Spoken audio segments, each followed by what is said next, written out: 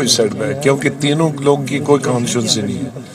I wish them well, मैं उनके खिलाफ कुछ नहीं, हमारे बहुत पुराने साथी रहे, लेकिन इस चीज़ का भी मुझे बहुत अफसोस है कि पिछले जब डिलिमिटेशन कमेटी हुई उसमें इन तीनों लीडरों की कॉन्स्टिट्यूंसियाँ चली गई।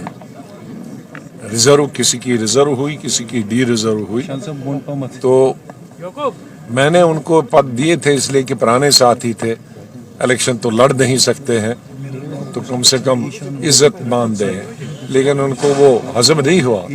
तो ठीक है, शायद जहां वो गए हैं उनको उनके पद ही खाली मालूम है, ये मालूम नहीं है कि इनकी तीनों की कॉन्स्टिट्यूंसी चली गई है।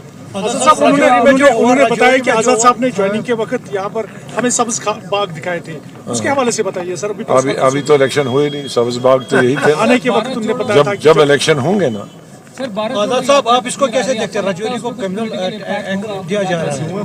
नहीं, देखो, मिलिटेंटों की हमेशा कोशिश रही है, ये आज नहीं है, आज से 25 साल पहले भी जहाँ मैसेकर होते थे, कभी सिख का मैसेकर यहाँ वादी में हुआ था, कभी कश्मीर में कश्मीरी पंडितों का मैसेकर हुआ था।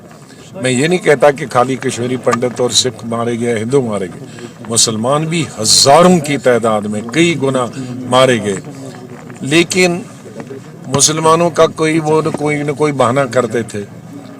लेकिन अब इक्का दुक्का जो मुलाजिम यहाँ कश्मीरी पंडित था उसको मारते थे, तो वो एक हमेशा पाकिस्तान की पॉलिसी रही है, वो बहुत ही अफसोस है, और उससे यहाँ के मुसलमानों को बहुत नुकसान होता है। शायद मारने वालों को ये इल्म नहीं है कि किसी भी हमारे गैर मुस्लिम को मारने से सबसे ज़्यादा नुकसान कश्मीर के मुसलमानों को होता है।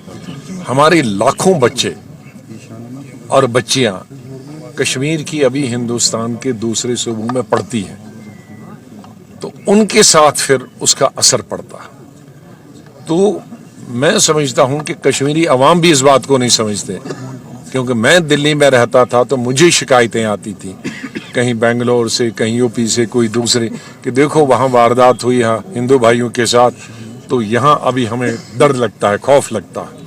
लिहाजा इस बात का हमें एहसास होना चाहिए कि कभी अगर एक हिंदू को मारा जाता है तो लाखों हमारे लड़के लड़कियां जो कश्मीर के हिंदुस्तान में पढ़ते हैं उनके लिए हम आफत तैयार करते हैं।